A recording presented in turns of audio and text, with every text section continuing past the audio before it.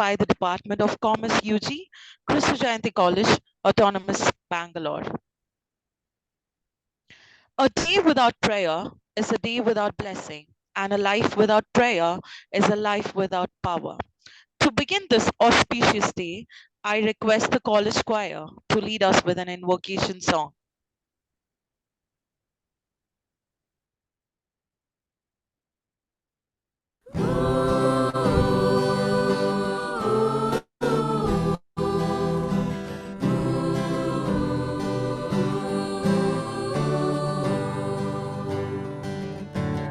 What can I give?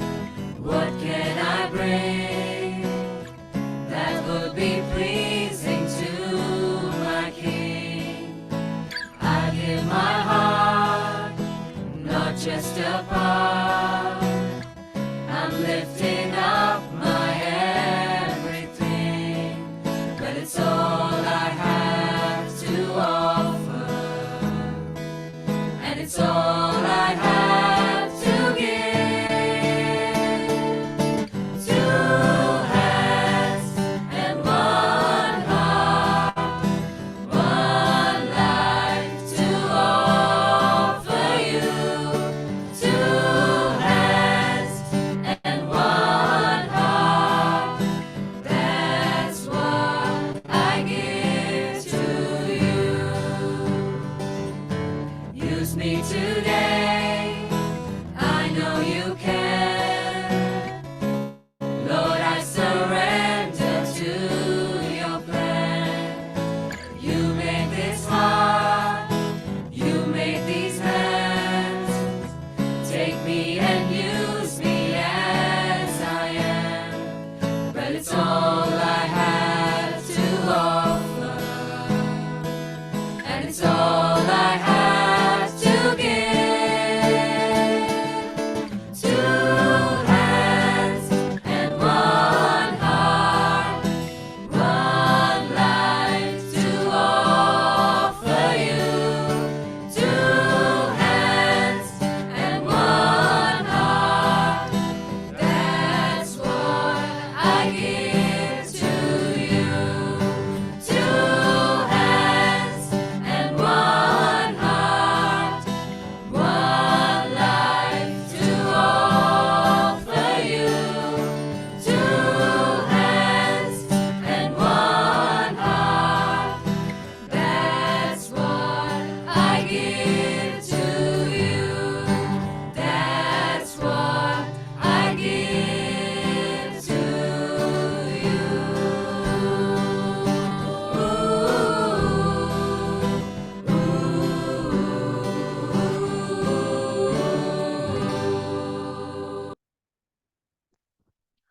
A smile is the universal welcome. On this occasion, I request Professor Vijay Kumar R., Head Department of Commerce, to welcome the gathering. The object of all life is development, and everything that lives has an inalienable right to all the development it is capable of attaining. A person's right to life means to right to have the free and unrestricted use of all the things which may be necessary to his fullest mental, spiritual, and physical unfoldment. A very good morning to the respected dignitaries, delegates, researchers, faculty members. It is a privilege for me to welcome all of you on the occasion of this FDP program on utilizing cutting-edge pedagogical approaches to enhance educational efficacy from the 2nd of November to the 10th of November 2023.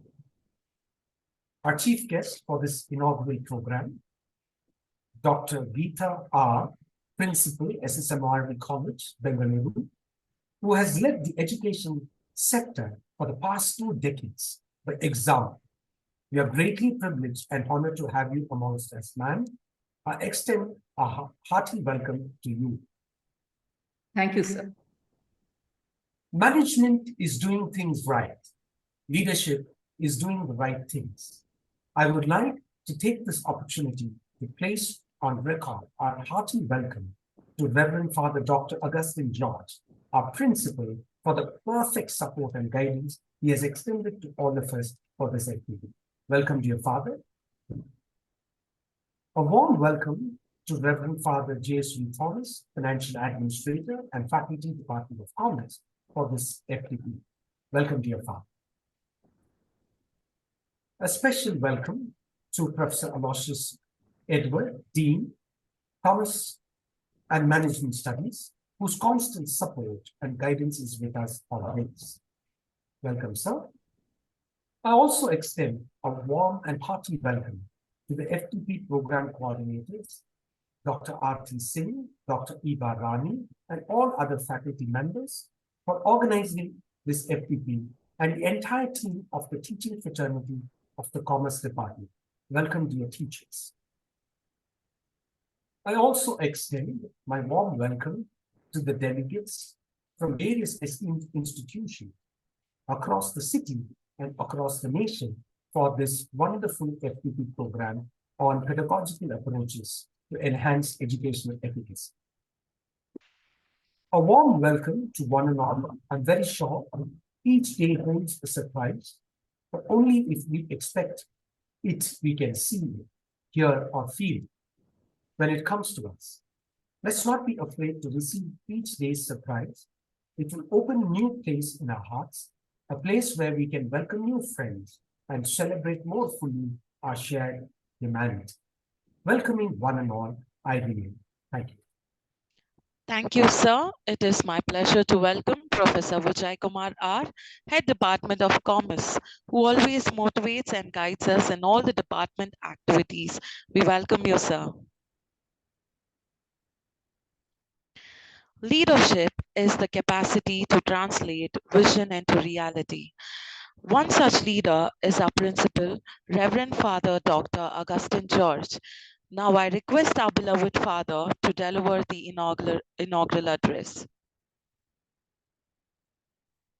Most distinguished and respected Principal, Dr. Geetha R.,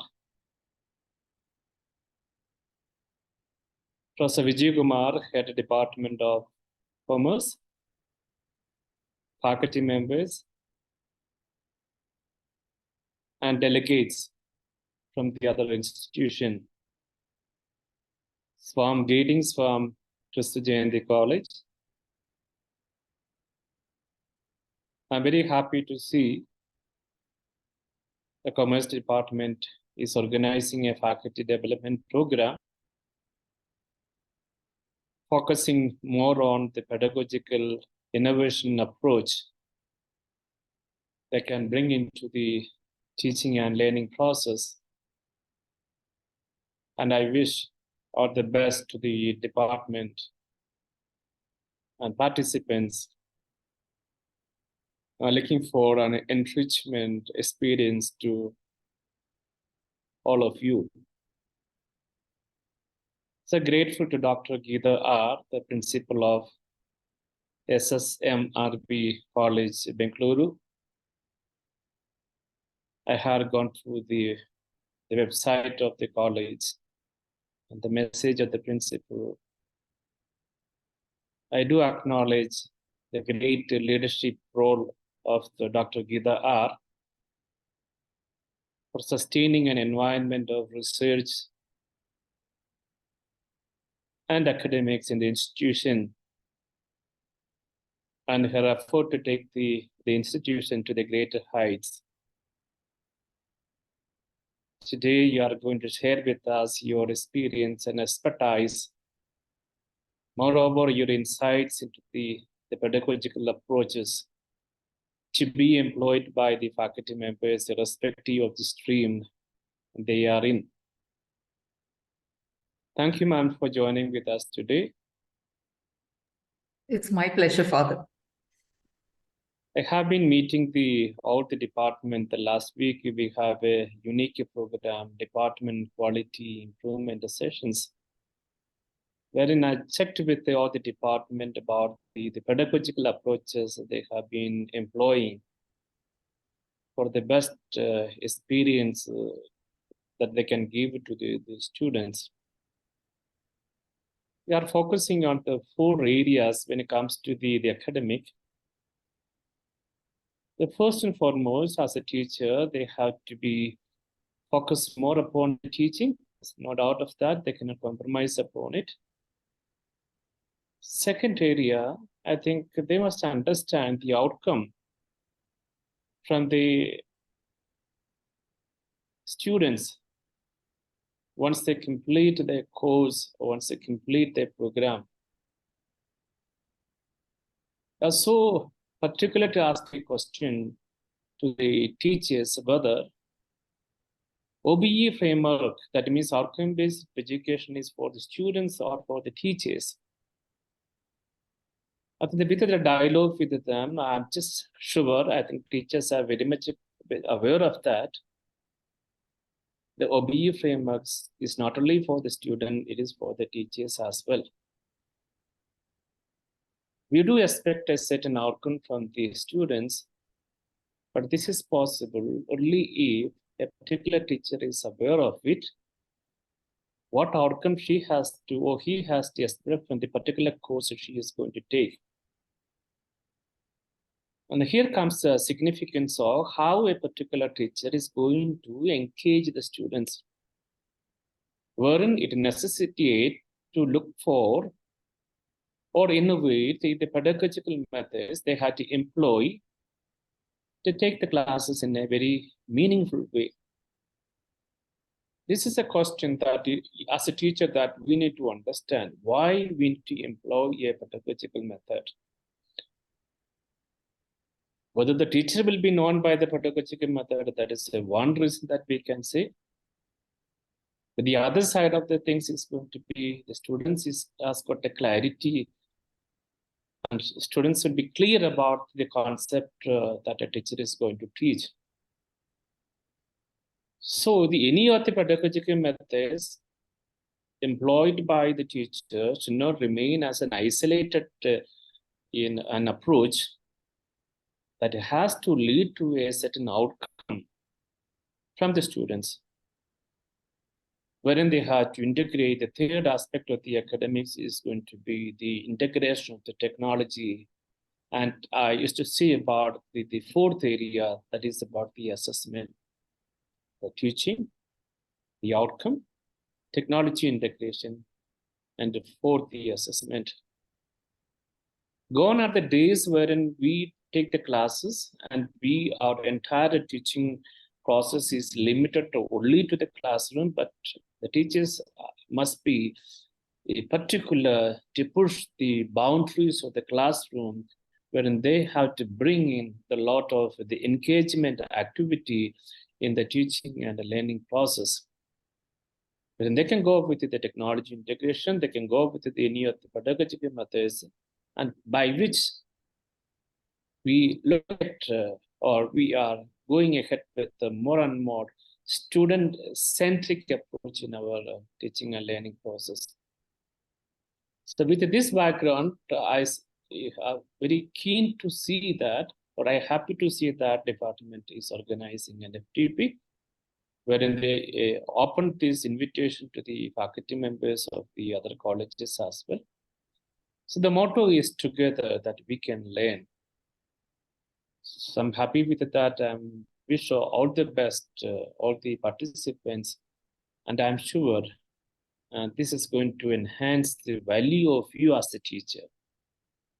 I used to say the branding of the institution depends on the branding of the department. The branding of the department, again, depends on the branding of the teachers. That means that this will add another value to each and every faculty members. So great initiative by the department, all the best.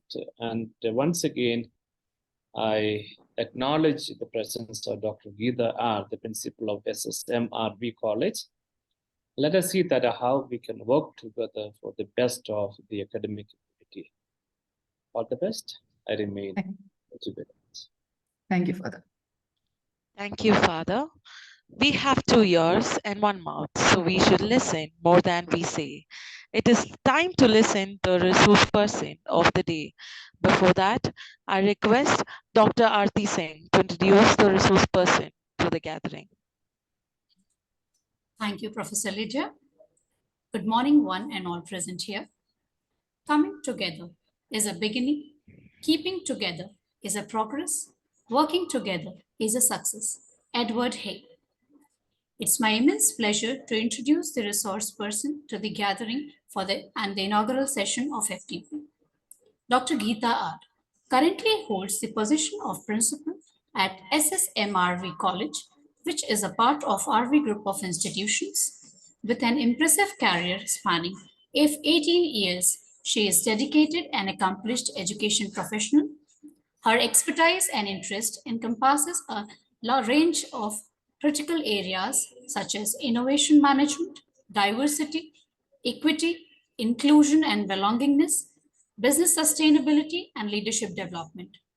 Dr. Geetha R's remarkable contribution have earned her prestigious award, including the Bharat Education Excellence Award in the Kalp Acharya category and VDM India on the Move Award. These accolades recognize her significant impact in the field of research and management.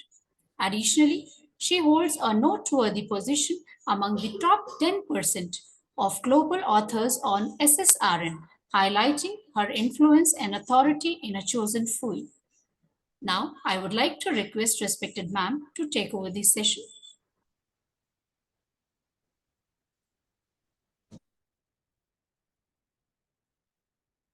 Thank you, Professor Aarti, for introducing me, and thanks, Reverend Father Augustine, for welcoming me. And it's really a pleasure to be part of this national level faculty development program on utilizing cutting-edge pedagogical approaches to enhance educational efficacy. I think it's much needed in current scenario. That's becoming imperative. We need to understand what innovative pedagogies are coming up.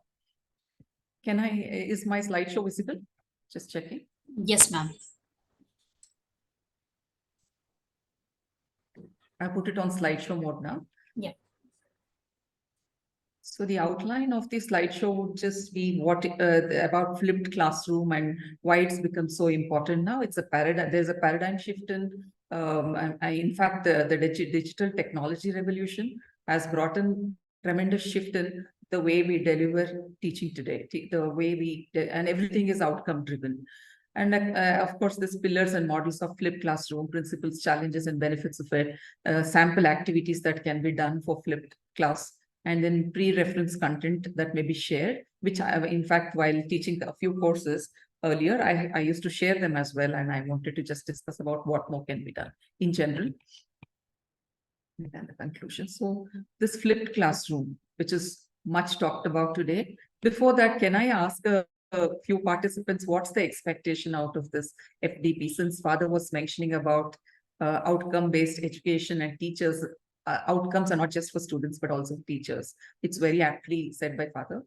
So what exactly are the expectations of the participants today? May I know from at least one or two of you?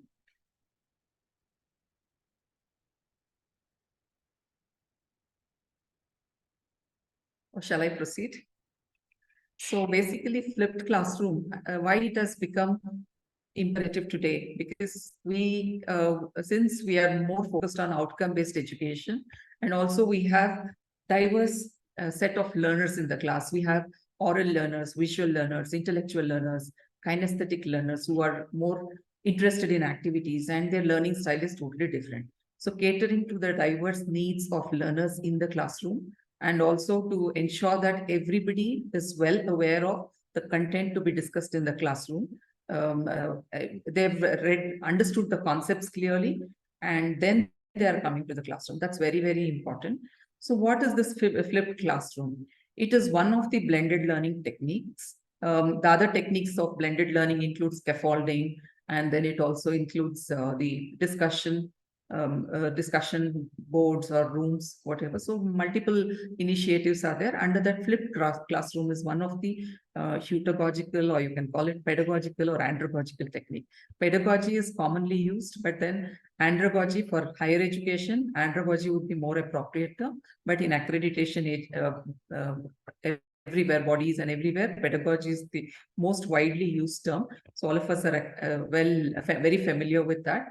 Andragogy would be for higher education, and heutagogy is for, it's like we are just facilitators in the classroom. We are not going to deliver lectures by being a sage on the stage. We will facilitate learning. Students learn by their own. So that's the trend today. And heutagogy is also equally important. We should have some initiatives which are not, pedagogy is for children, andragogy is for adults, and heutagogy, it is like facilitation tools and techniques that may be used for teaching. So blended learning is one of the, this is one of the blended learning techniques, which is more student-centric. And this was first introduced by Jonathan Bergman and Aaron Sams in 2007. What they did was they just started posting. This was introduced in high school, in a high school in Colorado. And first they started recording the narrations for their PPT slide, for the slideshows, and they uploaded that content online for students who missed the classes. So for them, once it's that was uploaded, students would come prepared and they would start learning with others. They understood the concepts and everything, and they came back and did that. So this became, I mean, for the last 10 years, flipping the classrooms it's become a trend, and everywhere we are using it directly or indirectly, whether we are aware of it or not, but we are all using flipped classrooms. Instructors' role has shifted. Earlier, they were just stage, they were just sage on stage delivering lecture. It would just be whatever they deliver, everybody were expected to listen to. And then there was very less time in the class to interact and to discuss and even to address the needs of diverse learners with different learning styles in the class. It was difficult. But now, thanks to technological revolution and the fast-paced changes that are happening in the digital world, more so with the advent of artificial intelligence and other cognitive technologies which have surfaced, and things have become much, much easy now. So access to pre-reading content. What happens in a flipped classroom, as we all are aware, or most of us, I think, are aware, students get access to all the learning content prior to attending the classes in the form of pre-recorded lectures or tutorials, then reading content. It could be PDFs, books, ebooks, or you can even share links to blogs, vlogs. So it could be visual content, it could be textual content, or it could be podcasts and other audio content also, which can be uploaded online, and students may be asked to prepare and come to the class. It can also be a case study for discussion the subsequent day. So here, the pre-reading content is given to them, and even the textbook page numbers are given to them, or the links are shared to them, so that they prepare and come to the class well in advance. And then in the class, what a teacher would be doing is, the role of a teacher would be more like a facilitator. They are with the students, they have sufficient time, since everybody is on the same page. They would have learned and come to the class. They're already aware of the concepts, especially in the revised Bloom's taxonomy, the learning levels. They would, what we are talking about, lots are lower order thinking skills, which are mostly remember, understand. So these things would already, students would have that cognitive level, understanding level, remember and understand levels, they would have reached, because they have already read the content. They'd have in multiple forms, multimedia forms like textual, audio, whatever you've shared on LMS, Learning Management System. They would have gone through that content, and then they would be coming to the class. And also, along with sharing content on the LMS platform, we would have also shared assessments, as maybe in the form of pop-up quizzes, or it could be other assessment strategies that a teacher would adopt to do that. It can be anything. You would have asked them to speak about it in a few words, and then our assessment would have already happened. So students know where they fail. It would have all been the marks would have been, scores would have been assigned with the help of LMS tool. And with that, students would already be aware that where they stand, looking at the score that they have got, they would know where they stand. So they can go back, review the content. If they have missed out on something, if they've not understood things properly, they can go back, review the content, and familiarize themselves with all the underlying concepts and everything within the course module to be covered in the class. And then they come back to the class. So now teachers are very Everybody has already learned. They're too excited. First of all, the classroom would be very exciting. As we go in, we see that most of the students would have learned. They will be, that engagement levels would also be very high. And even it saves time of the teacher. Teacher can spend more time discussing, interacting with the students, asking them questions to find out whether they have learned it well and all these things. So that would definitely say make the class more exciting, and engagement levels and sustaining and retaining the attention of students would also be very high. So we can have some, just pop up a Padlet and ask students to start discussing about something. You constitute teams, identify some teams, and immediately you can ask students to post a video presentation that they've recorded as a team, or whatever, some assignment which are given to them in advance on the platform. You would ask them to come and upload it, or they can on the spot present their opinions, views, thoughts, whatever, insights about that, and share whatever they have referred, and additional content if they have referred any to understand the concepts. All that we can get there. Then it also helps in bridging experiences or expectations, and it will reduce the gap between this experience and expectation. People would definitely understand things better than what they would earlier, and attaining outcomes would be much easier. And this offers flexibility as it facilitates self-paced learning, which is very, very important. We have slow learners, advanced learners in the class. And as I said, some would be excited just writing down the notes, listening to us. They're intellectual learners. Then some are oral learners. They feel happy when they're listening to something in the class, some sound clippings or something played. Then there would be this kinesthetic learners who want to experience things. They want some experiential andragogy or heutagogy to be introduced in the class. And there are also visual learners who would like to watch videos, look at presentations and such things. So all this would, it would address the diverse needs. And some are quick learners. I can see students of these days, they play at a very high speed. YouTube videos, when we are watching, we listen to it normally. But by the time I watch one video, the present Zoomer generation, particularly in some of the premier institutions, what I've noticed is students are very, very fast. They watch 3 to 4 videos in the time I watch just one video. Our generation watches one video, so they're that fast. So they get bored if we are playing video very slow. So they would prefer to speed it up. That can be done at their pace online. They would have seen the video at their own pace, and they would have learned it quickly. So it appeals to digital natives. So we are all digital migrants. They are digital natives who are born, the Zoomers whom we are addressing in the classroom today. They, these digital natives, they really find this quite appealing, and learning becomes both fun for just not for students, because when students are happy, when we see their happy faces and excited faces in the classroom, we are obviously as instructors quite happy about it. And this will flip even the Bloom's taxonomy.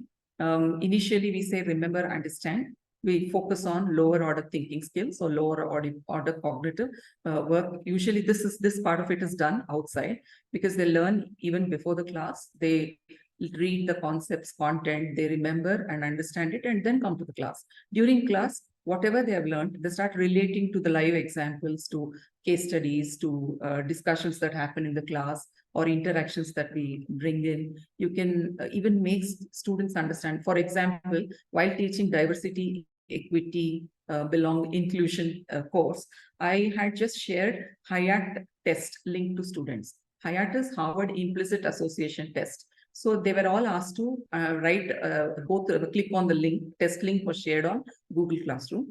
They were all asked to click on the link and take that Harvard Implicit Association test. And after taking the test, students were able to understand that there is implicit bias. When I discussed in the class, they all said, no, we are now very well aware, and we don't want to discriminate, gender-based discrimination, age-based, nothing, more discriminations at all. They feel, but then we are modern generation, we are not that way. We don't think it that way. But when they took that implicit association, most of the students had boxed women into taking care of elderly, attending to family chores and these things. So automatically that implicit association just happens without our knowledge, because we are brought up in the society where women are taking care of elderly, women take care of family chores and other things. So these things automatically happen. And students realized that they came and that score which says how much their score of implicit association they were doing, all that was visible. Even blacks, Hispanics, Americans, when we say Americans, they just box white people into the compartment, Africans, black people into the compartment. So these are all stereotyping people was all based on implicit bias. Unconsciously, people start boxing or stereotyping people based on various things. So this implicit association test, which has been developed by Harvard professors, is one thing which makes all of us, even teacher, instructors, students, everyone, to understand the level of implicit bias that we have. So these understanding and all these things will happen. Even when we talk about unconscious bias or implicit bias, students were not understanding much. But when they took the test and came back to the class, they were very clearly understanding what implicit bias is. They could relate to it. They could understand what is stereotyping and how they should stop it. So those things very clearly they could understand. During class, they started applying it. There they started telling, we stereotype women to certain things, and we stereotype men to certain things. Men are strong, when we talk about physical strength, men are boxed into that compartment. All that they said, yes, we did do that. And persons with disabilities, or be it LGBTQIA+, what kind of, how we associate them. So there are various diversities which were associated with different things. So that was very useful for them in understanding. And I could see that excitement among students. I asked them to share their opinion on a Padlet. Padlet is, again, if we had sufficient time, in fact, we could have had some of these techniques which could be rolled out, and then we could actually do that practically. But now, since the time, there is a time constraint and already halfway through, so I thought we'll keep it little through the presentation only. You can check it out. I can share links to Aarti ma'am. It can be shared to the participants, or I'm on the group. I can, if I'm allowed to post, I can post it as well. So these will help students to share their points of view and everything in the class itself about what they feel and what are the, even we say to students that maturity level. Here at our campus, we have made sustainability thrust area for the upcoming NAC cycle. So everything that we do, whether it's our anthropology or within the curriculum, and everywhere we are seeing that, since SDGs now are everywhere, and we talk about this, it was much spoken in G20 summit that recently concluded. Everywhere, even in the UN forums, it's everywhere we talk about it. So that is one reason where I tell our students whenever they come, they say we are planting saplings. We have planted 1,100 saplings. I said, you should, I'll be happy if you're able to save all of them. So that way we should make students not just sensitize and make them aware through various activities, interactions and interface, but also in classroom, we should try to see that we make them understand through policy and by embedding it in culture, that maturity level we have to attain during the class.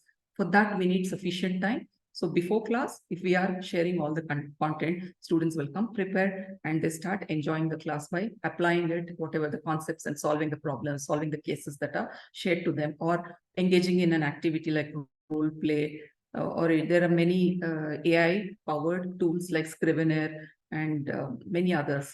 EBIT and many others are there. So if these collaborative tools students are acquainted to them, they will start enjoying, because they're all more, since they're digital natives, they'd be very happy to work with technology. They collaborate, they can organize their content on these platforms, and they can work from anywhere, even from home, from the comfort of their home or whatever, or in class also. Same thing, technology enabled learning can be encouraged there in the class, and they will get familiar with it. Then after class, evaluating and creating.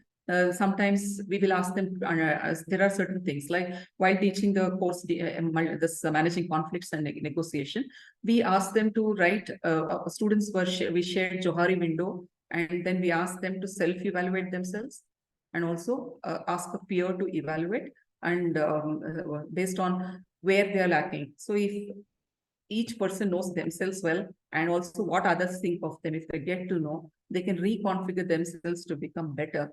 And so Johari window is one link which was shared to them, and where there are evidences, such links, many such technology enabled tools and initiatives are available online. We should just go start searching, and then we will get, and we can group all those things.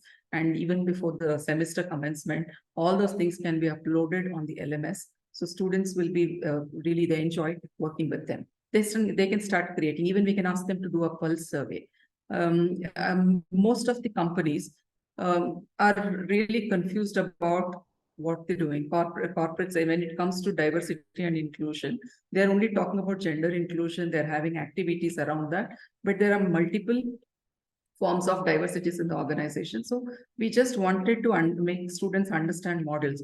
There were different models of diversity, equity, and inclusion, 8 to 9 models. We had diversity, maturity model, house model, and many others. So in the class, each student was asked to take one model, prepare a pulse survey questionnaire, and they were asked to go to companies and interact with HR professionals who would be responsible for managing diversity, equity, and inclusion in the organization. They did an interview, they uploaded the video, they also took survey of these professionals, and then that data was analyzed using one or another form of research tool. It could be using SPSS, it could be using advanced Excel.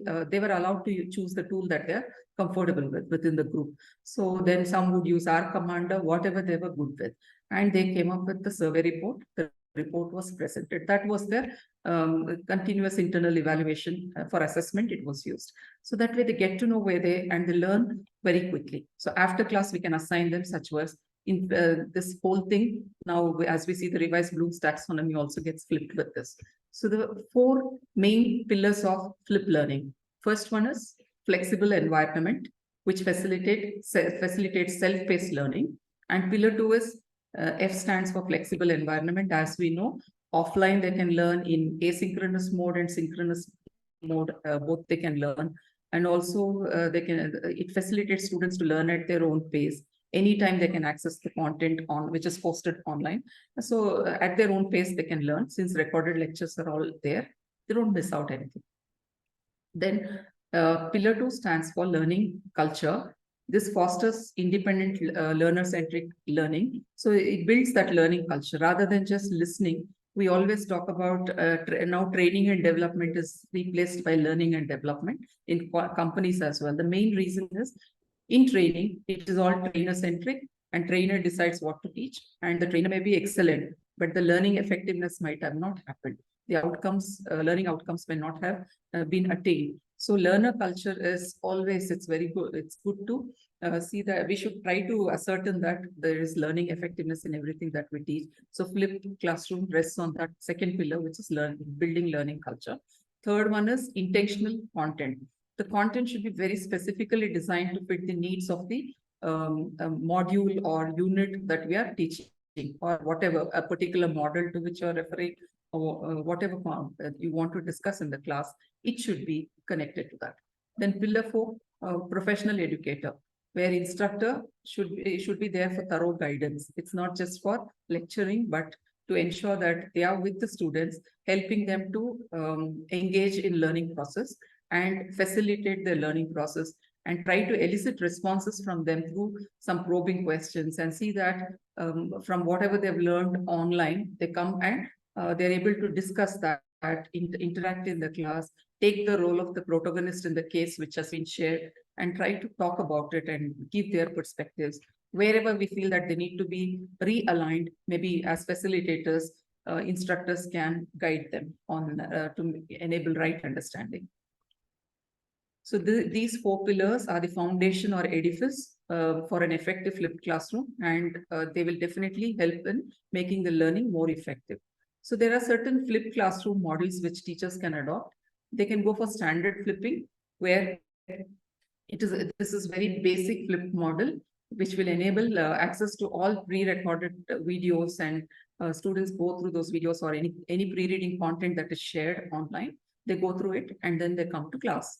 So one day, the other model can be, they can 1 day a week flipping can be done, because covering portions, if we have challenge in putting all the content on LMS in time, or we just kickstarting it and it's very difficult to put everything together right now, we can start at least have 1 day a week flipping, where instructor will reserve a specific day, may say Wednesday, Thursday, or some day students are aware that they will read online and then come to class. To apply the flipped mode to break that monotony, they can use that. Then that day they could have posted the pre-reading content, and then they can come to the class and discussion or interaction can be facilitated. Then we can also have another model is there where selected content flipping is done. Within a particular unit, you can say for this particular, for maybe some content if you feel is very dry and students may not enjoy listening to in the class, which is more theoretical and concept driven, then you can post only that part of the unit on flipped classroom. Selected content may be shared there. They will read and come with through different, you can use multimedia andragogy to engage those students online. And then once they come back, it can be used. I even did one course, I mean, about 2 years ago with UT Austin on data analytics. Their LMS is really very good. And it was very engaging. I really never realized how 1 year passed away doing that course. Multiple, they have this flipped classroom where they will post all the instruction material there. We watch one by one, whatever units. A particular unit is split into several videos, 7 to 8 videos. Each video we watch. End of the video, there is a pop-up quiz which comes, and then we immediately answer that quiz. We get to know where we stand. We go back and correct ourselves if we have scored less. So again, we are allowed to take that quiz. We can improve. Once again, 2 or 3 chances would be given. So that now we are more familiar with the content and there is nothing that we have missed out. If there are tricky questions also, we are able to answer. So like that, we had several videos for each unit, 7, some had 15, 10 like that. And after watching that video, we take the quizzes, self-assess, improve upon ourselves. Then weekends, we used to have classes. I think even in colleges, we should start doing this because that is the trend of today's trend. And that kind of classes, flipped classes, we should all have. Next thing, what they used to do is weekend, we used to have mentor-led sessions, and also corporate people who are into analytics would come and directly with use cases, they used to talk to us and suggest us what we should do and things. So we were taught many tools, Python for visualization. Then we had this SAS, and then 9 was used. Multiple tools we got to learn just by our commander, and many other, I think 7 to 8 tools were taught to us. We had to use all those tools. Each time in a month, they would teach us one tool, and then we had to work on that, answer the quiz. Then end of the month, we had to submit one project. Each our participant or the learner had to submit one project. So that project was very, very important for us, because if we score less than 80, we would not pass the course at all. So it was very important for us to clear it. That way, applying all that we learned, we would just do that work. And then based on that project, use cases were given, live use cases, and big data was given to us. Using the tools, analytical tools, we had to analyze it, business cases, and then submit it to them. So this way, 11 to 12 projects we had to work upon. Related to HR, finance, marketing, different streams and domains. And we were retail analytics, all these things.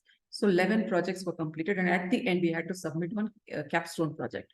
It was all like very nicely organized. Looking at that, I thought, okay, this is how flipped classrooms work. And it was so very engaging that even we would not take one moment of that lecture or the teachers while they were conducting anything. Weekend sessions that were happening, nobody would miss. All of them would attend, and attendance was of course mandatory, so we would all attend, but it was very engaging. We could discuss whatever we had learned and where we had doubts.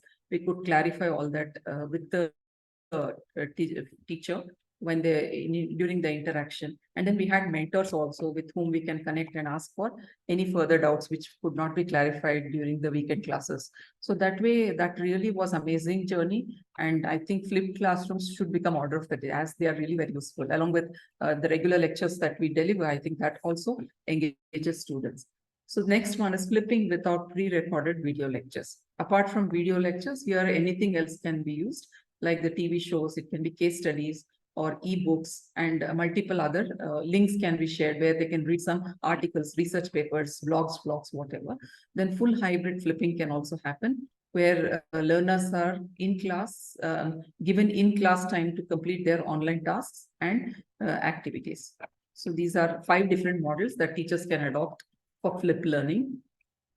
Then principles of optimum flipped class experience will particularly, the first principle is there should, everybody, all learners should be given an opportunity to learn the foundational information outside the classroom. It should not be, because that would be little dry and little, we have to go little deep, which students may get bored with. So it's better that they are allowed to, we should provide access to all this content offline and I think online, and they come to class.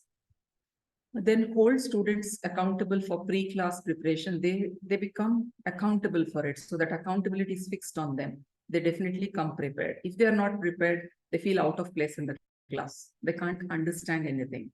Then assessment also must be done in class learning. We should have some quizzes or some other form of assessment. As I said, Johari window or HIAT for diversity and inclusion, for managing conflicts, this one. Even for business sustainability, we had many quizzes. So all this assessment should be done, and because it will help students to understand where they stand. We also as teachers get to know, looking at this course, where they need help, which part of the concepts they not understand well. So we can focus more on those areas where students all have scored less in the during the assessment. So that will help us to improve their score later. Then structured guidance should be provided, like scaffolding technique, where we see where students actually need. We help them create an ecosystem where they learn on their own, and we are there with them to support them where they get stuck. So provide all well-defined structured guidance to students during in-class activities. Then clarify content connections. We should make very clear to students how that online content is connected to the offline classes that are happening. Every andragogical initiatives that we bring to the class, we should try to make students understand how they are how they are connected, what part of the content is relevant to this model that I'm discussing in the class, or this concept that I'm talking about in the class, or discussion that is initiated. So we should clearly bring the link between that and this. Then adequate time for assignments. We should allow adequate time for students. It should not be, it should be realistic. I've heard that in some places students are asked to submit assignment, but that it's unrealistic, highly unrealistic, because the time frame is very, very short. So that should not be done. We should see, first we should try if they can, if at their level, can they finish it within that time, and then well in advance it has to be shared to students and with the deadlines. Faculty interaction should be maximum in the class. Faculty should interact with the students, facilitate an environment where students all engage. We should see if there are people who are not participating enough. We should use a strategy to even involve them through some probing questions, making them feel more comfortable. And once or twice they start participating, everybody will be within that. They feel engaged. Then once if the student fails to submit, we are there to facilitate them to learn, not to punish them. So we should allow them some flexibility. If at all they failed one time, it can be allowed, but not time and again. So the challenges of this, any questions so far? If there are any questions, I'll hold for a moment, or at the end, I think we can take questions since we are short of time. The challenges of flipped classroom. That's time consuming for instructors. It's time consuming because they have to prepare a lot of content, matching diverse learning styles, and upload it on the online platform, any digital platform that we're using, Moodle, or it can be Google Classroom or any others. Then they higher workload because they have to plan everything well in advance. Load will also increase. Then lack of technical knowledge. Some teachers may not be acquainted to the AI power tools and other contemporary and emerging technology tools that are available in the market. So sometimes they may feel short of competence, technical competence. They should be trained for that. So these are some challenges that are faced. Sometimes students also don't cooperate. We would have all faced this in the class. Students, when they come back to class, we would have asked them to learn a 10-page case study, 15-page case study, or a small caselet for undergrads. So these things, sometimes they don't come prepared. So they feel out of place. They're not able to understand. Again, we have to restart by giving summary of what exactly was shared and all that. So this cooperation is very, very important, and we should sensitize and make them responsible rather than imposing on them. We should secure their commitment and make them understand it's very important for each one to be aware of it when they come to the class next time. More than punitive, it should be through commitment. Then difficulty in designing and implementation. That is another challenge that instructors face.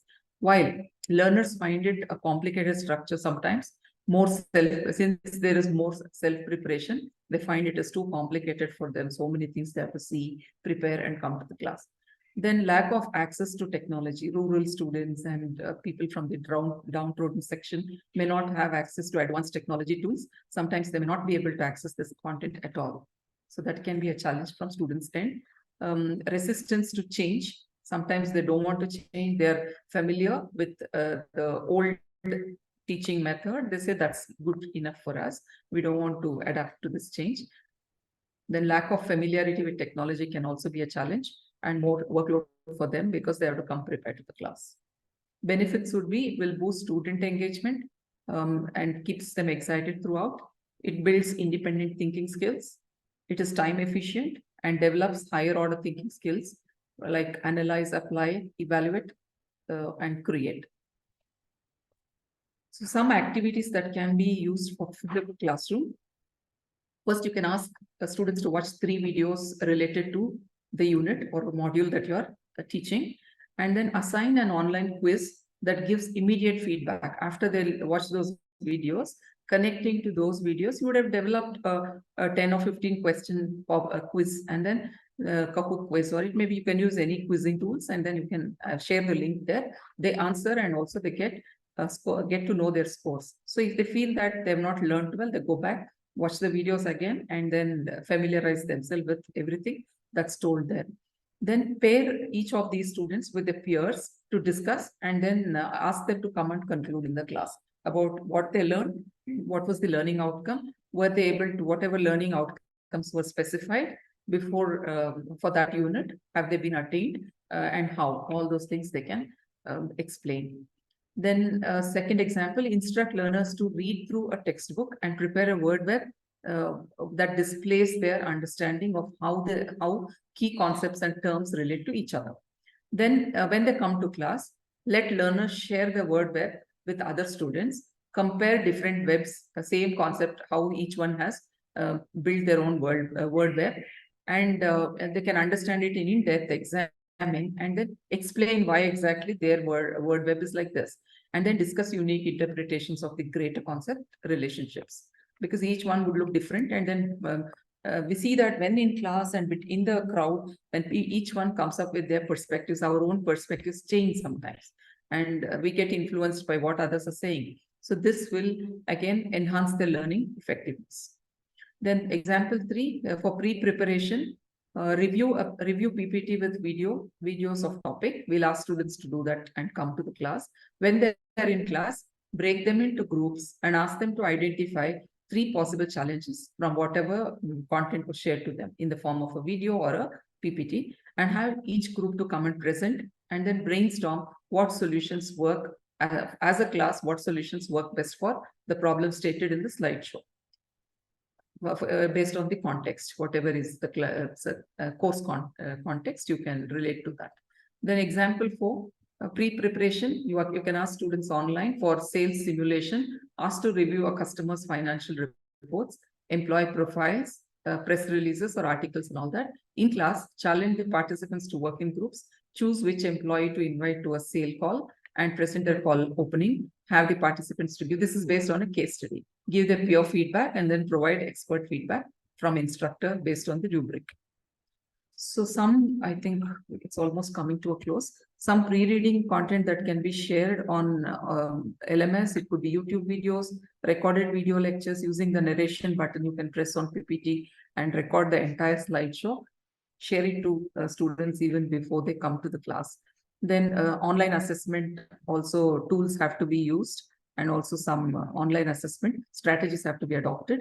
Podcasts can be used for oral learners. Caselets or case studies can be shared in advance. Article, research papers, blogs, slideshows, then op-eds, opposite editorial views to understand different perspectives, insights, links to e-content, all this can be shared. This is an infographic which, before concluding, I would like to show. So in a traditional classroom, teachers were teaching in the classroom, but now in flipped class, everything, the lower order, focusing on lower order thinking skills, they could not even reach the application part of it. forget the other higher order thinking skills.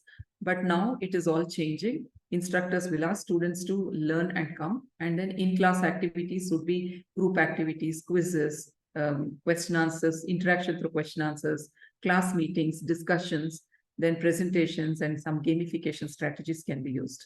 Out of class activities would include videos, assignments, reading online textbooks, listening to audio lectures. These are out of class or online, which they do. In class would be this one now with the teacher.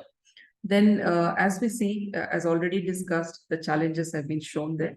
For instructors, from students' perspective, these are the challenges which we already discussed. So what can be done? For instructors, continuous feedback should be taken, and then additional support should be provided, and they should be made technologically competent, and help desk should be there to assist them. Workload should be reduced, staff training should be happening, and also course adjustment, structural adjustment should be done for teachers. For students, continuous feedback and support should be extended. So opportunities and benefits are all listed here. It will help in better academic performance, higher problem solving skills, better presentation skills, teamwork skills, then even higher critical thinking skills, better decision making capabilities, higher accountability and responsibility, better communication skills. All these are something which will definitely benefit the students. Attendance would improve, active learning is possible, learning would become more fun. It is practically driven, convenient way of studying for students since it is self-paced. Then interaction levels would be more, cognitive engagement would be there because higher order thinking skills are in focus. Then higher interest would be, and student interest would also increase, and then personalized attention can be given by the teacher to students since all are aware of the fundamental concepts. So with this, I would like to conclude and open the forum for discussion. Some of the reference content.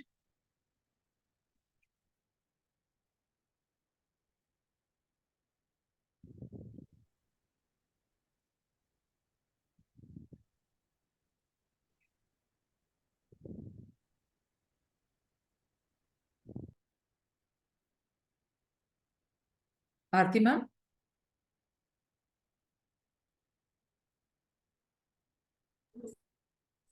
Yes, ma'am.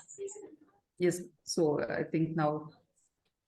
Participants, if you have any queries, you can put it in the chat box.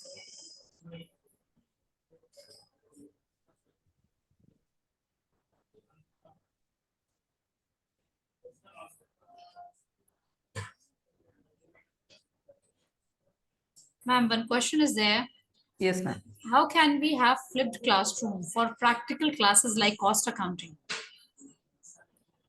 Cost accounting, I think problems can be shared to them in advance, like at least to understand what kind of formula to be used. And they can also use tools like advanced Excel, whatever can be applied instead of teaching it in the class. Sometimes one problem you would have asked them to work out in advance by giving the methodology, everything. And then when they come to class, that could be the second one which they would be working on to familiarize themselves with it.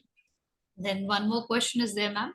Could you recommend any online tools suitable for flipped classroom setting, especially in the college that lacks an LMS platform?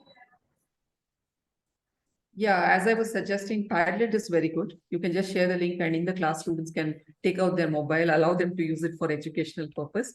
Then there are many links like that. Scrivener is also very good. It's a collaborative platform where all reference content can be organized and every team member can come together and do. And there are many more such platforms on which I've done one more FDP. I think I can share that to you on the group after this, post this session. AI-powered tools which can be used for flipped classrooms.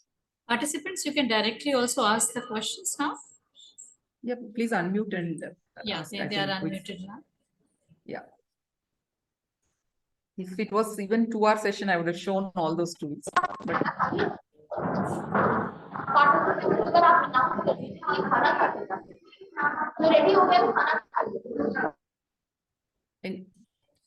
in chat box, I can see.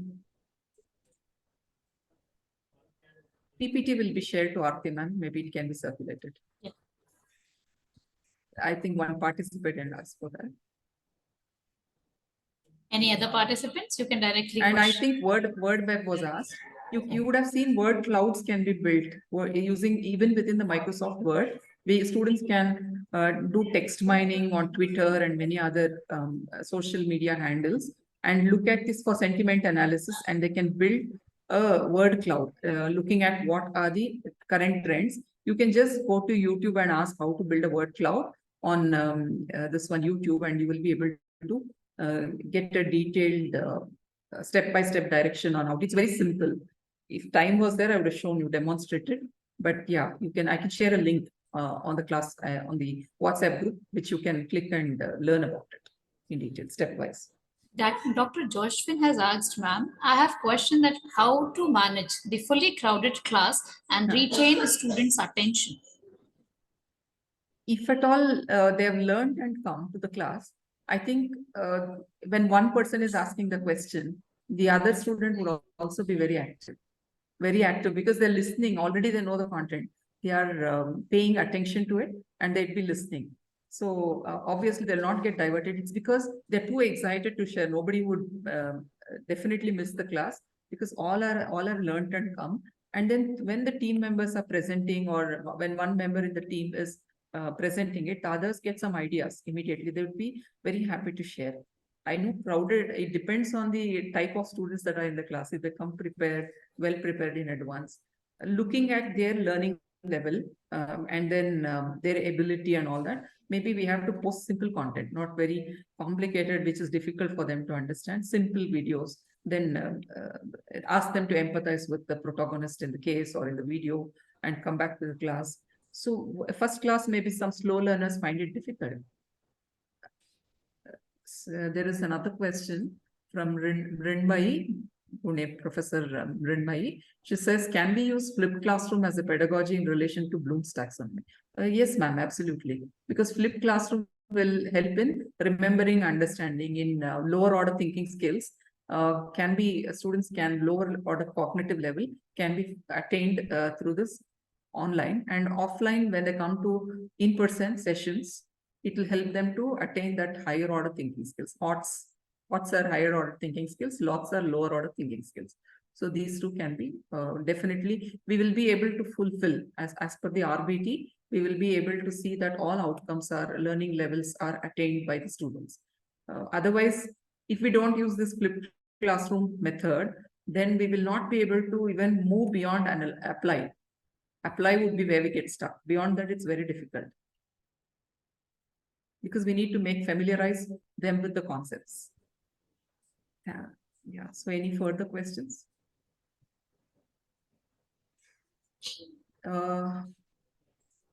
Yeah, Professor Madhumati is asking, ma'am, we generally assess students based on memory test.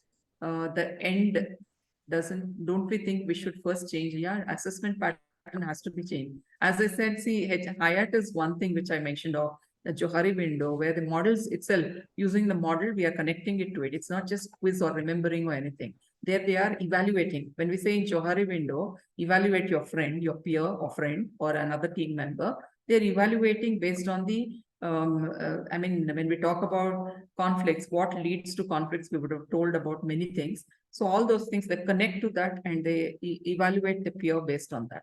So they come up with their own feedback, and there are many areas of assessment like this, which we should explore. That's why I said it is time consuming for teachers. For each course, we have excellent material which is available online, but we have to have adequate time to search the appropriate tools and then dovetail it to our students, whatever courses we are delivering to them. That's much required. For that, we need to spend some time. It will at least take about 2 to 3 days to prepare content for one unit, just for searching across the web. For everything, there is enough content. Even cost accounting, when you ask, I also have economics background. So I know there are multiple ways of teaching that as well, with live examples and others. But right now, I'm not able to think, since it's a long time since I stopped teaching economics. I was focusing more on management courses. That's why. But otherwise, if needed, I can definitely share it on the on one slide, 1 or 2 slides. I can share what can be used for each domain, finance and core domains in commerce.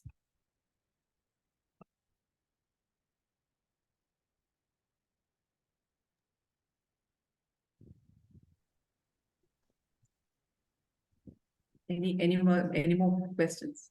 I don't think, ma'am, you have clarified Yeah. much elaborately. Yes, ma'am. Lydia, ma'am, we can continue. Thank you so much.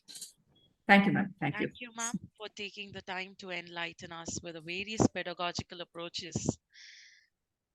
The essence of all beautiful art or great heart is gratitude. Now I request Dr. Ibarani to propose the word of thanks.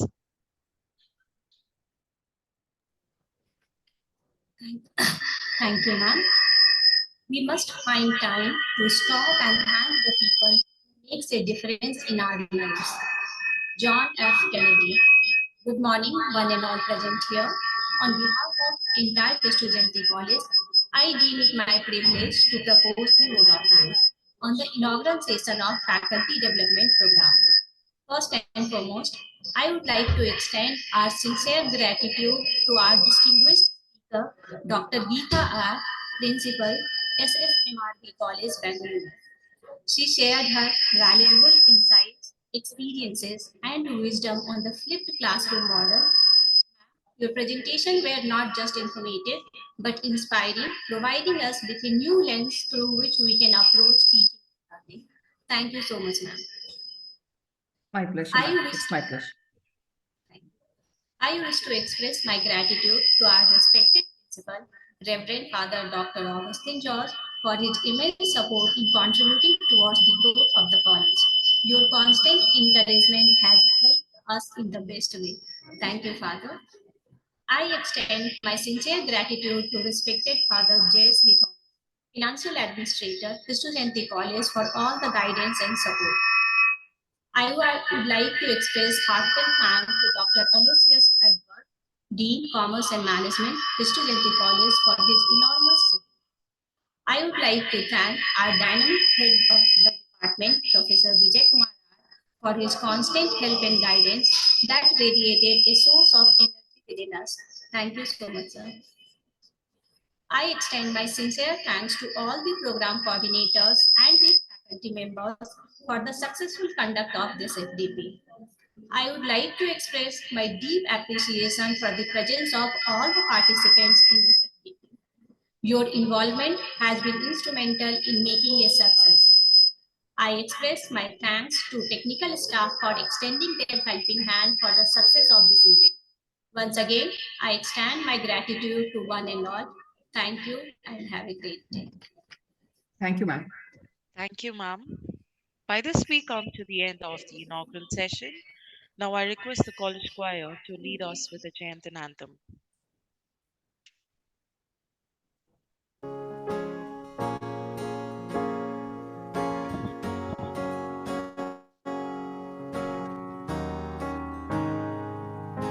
Like a golden disc, sun in horizon east, lights up a life divine, fills knowledge in our minds.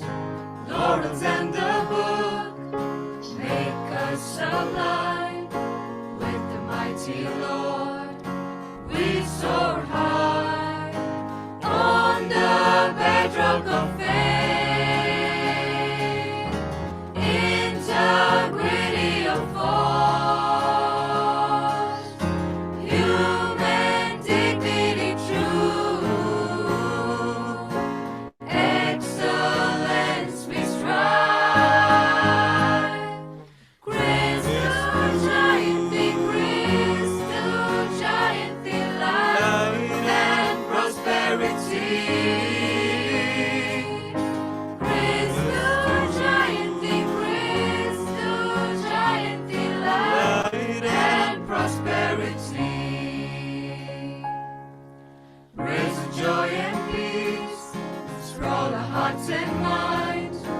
On we march our goals as a beacon for the world, with a passion for our growth and a love for humankind, united and strong in excellence on the bedrock of faith. Integrity of force, human dignity true, excellence we strive.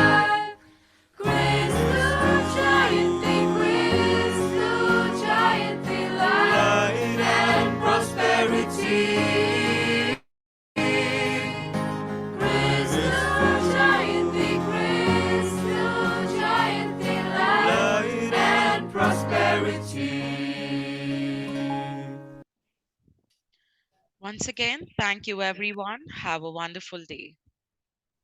Thank you, ma'am.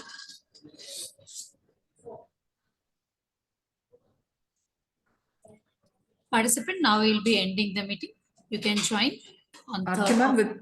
with Yes, your ma'am. permission, can I exit? Yes. Thank you, ma'am. Thanks for Thank you. joining. Thank you, ma'am. Dear participants, tomorrow same Zoom link is there for all the days from 2nd to 10th. So you can join on 11 to 12. And feedback form will be shared on 10th of November on the last day. Please attend all the sessions. And those who have not completed the registration formality, kindly please follow. Thank you.